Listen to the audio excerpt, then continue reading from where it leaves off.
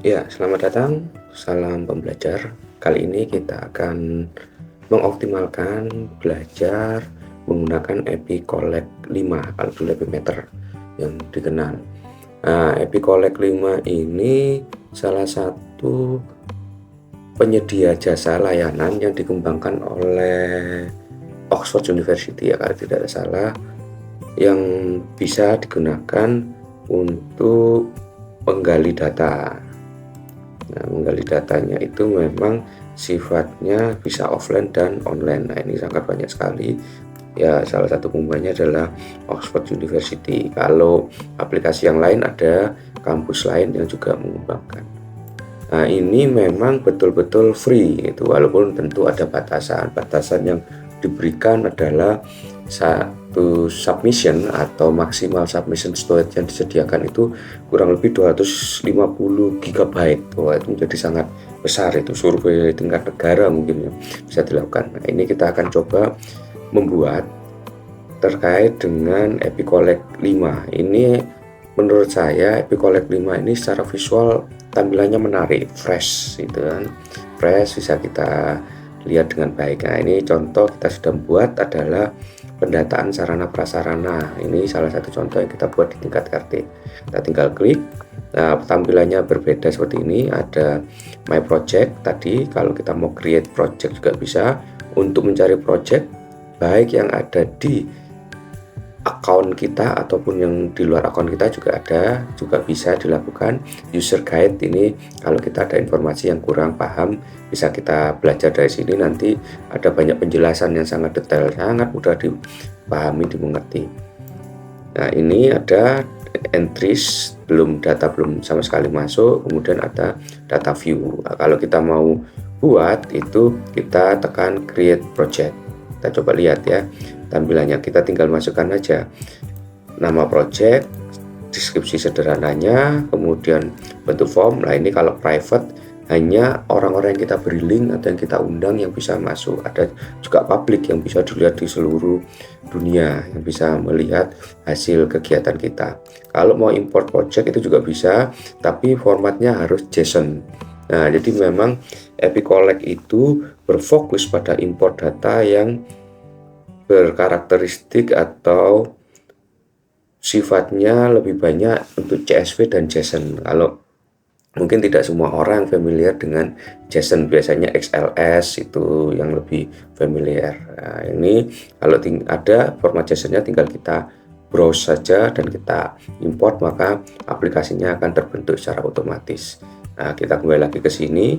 Ini kita tekan di sini ketika tanda bulat itu bagian setting atau setup.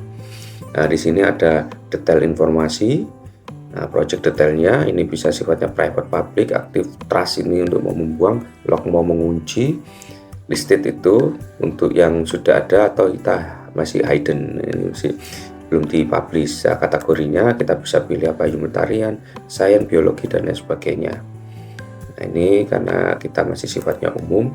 Detail ada form builder yang ini kita kalau tekan form builder itu tinggal kita drag saja teks itu untuk kata-kata, tinggal kita drag ke sini ya sudah. Kemudian numerik, number, phone, date, tanggal, time, Dropbox pilihan beberapa.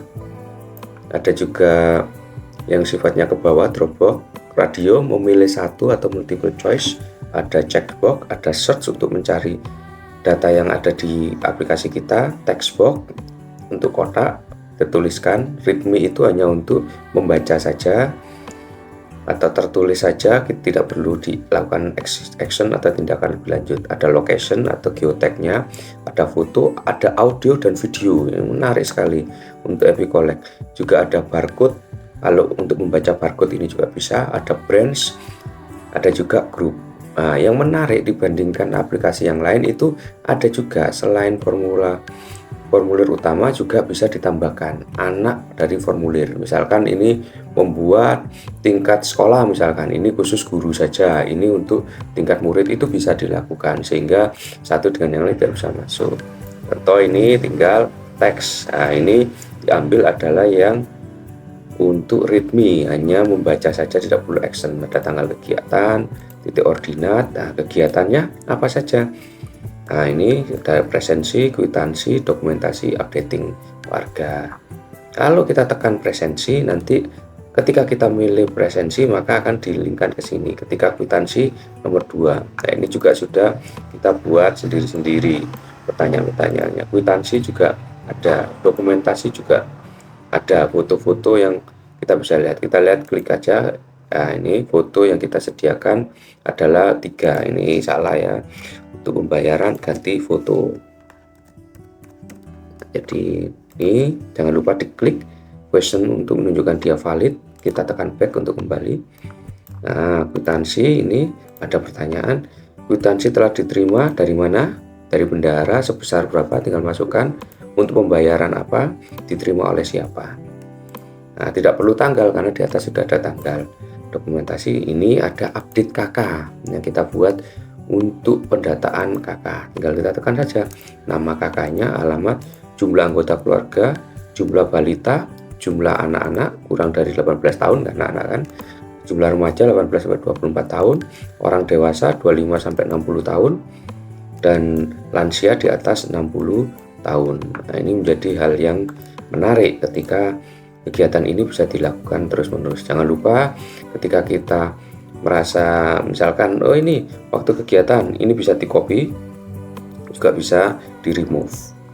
Nah, untuk kegiatan kita bisa loncat, ada opsi jam. Misalkan kalau dijawab kwitansi, kita lempar ke kwitansi, dokumentasi kita lempar ke dokumentasi, dan selanjutnya. Jadi sangat mudah penggunaan dari EpiCollect ini. Nah, tinggal jangan lupa kita save supaya perubahan yang sudah kita buat tadi membetulkan itu ada atau sudah terjadi. Ketika exit, nah kita exit dan tinggal, oh ini mau lihatnya di mana untuk melihat apakah sudah betul data yang kita buat. Tadi sudah di form builder, kita juga bisa manage user. Nah, ada kreator, saya kreatornya, kemudian manager, tinggal kita masukkan saja alamat emailnya, tidak perlu password.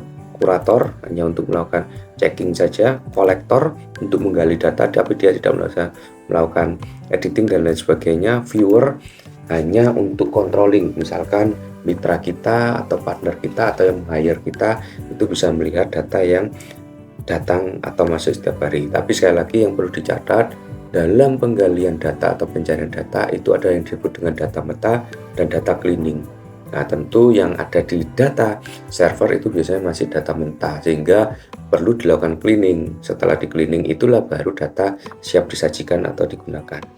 Nah, kita juga bisa clone aplikasi ini. Nah, kalau mau clone dipindah saja dengan yang lain.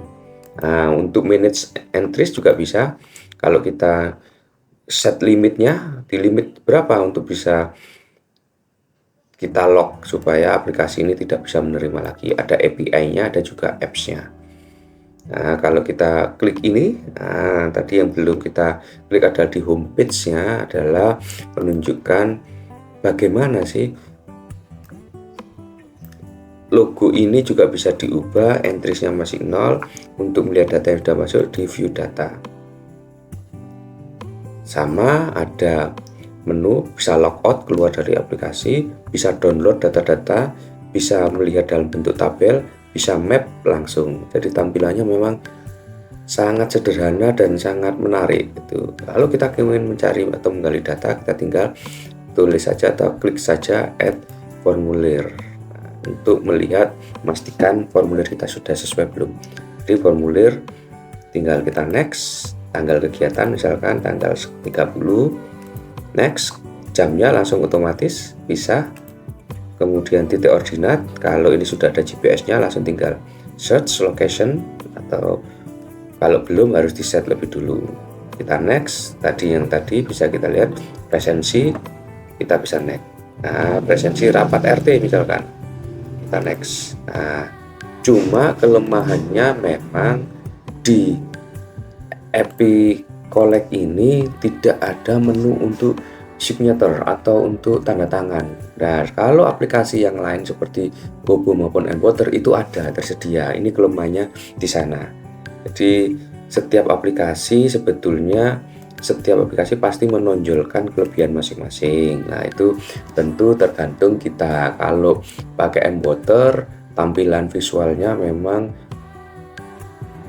lebih familiar Epicollect ataupun Kobo dan lebih mudah digunakan. Namun kalau Kobo tadi ada saat ini dengan kebijakan yang baru itu harus berbayar, dan kurang lebih berbayarnya cukup mahal, hampir 3 juta. Kalau contoh untuk yang updating data warga, kalau kita gunakan tinggal kita tambahkan saja nama kakaknya siapa, kepala keluarganya, kemudian alamatnya, misalkan blok apa, jumlah anggota keluarga berapa, jumlah balitanya yang kurang 5 tahun, jumlah anak, jumlah remaja, orang dewasa, lansia.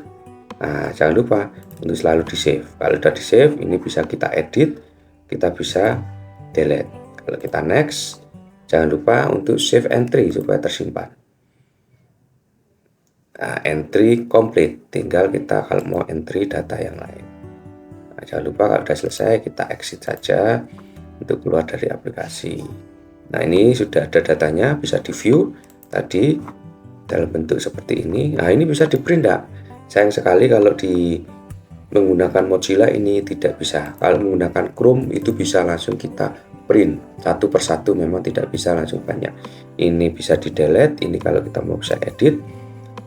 Ini tadi dibuat tanggal sekarang, dan kita pilih tadi tanggal kegiatannya adalah tanggal 30 tadi waktu kegiatan, waktu pengambilan datanya. Titik ordinat tadi tidak kita centang atau kita pilih. Kegiatannya yaitu kegiatan data warga. Nama kakak tadi kan tidak kita pilih, kalau nanti dipilih pasti akan tambah banyak. Demikian yang bisa kita pelajari bersama hari ini untuk penggunaan Epicollect. Ke depan kita akan banyak mengeksplor menggunakan Epicollect, karena Epicollect ini menjadi aplikasi yang sangat menarik untuk bisa kita eksplor dan kita gunakan dalam menggali data yang sifatnya lebih valid, lebih reliable, didukung oleh teknologi yang semakin modern. Terima kasih, sampai jumpa dan salam pembelajar.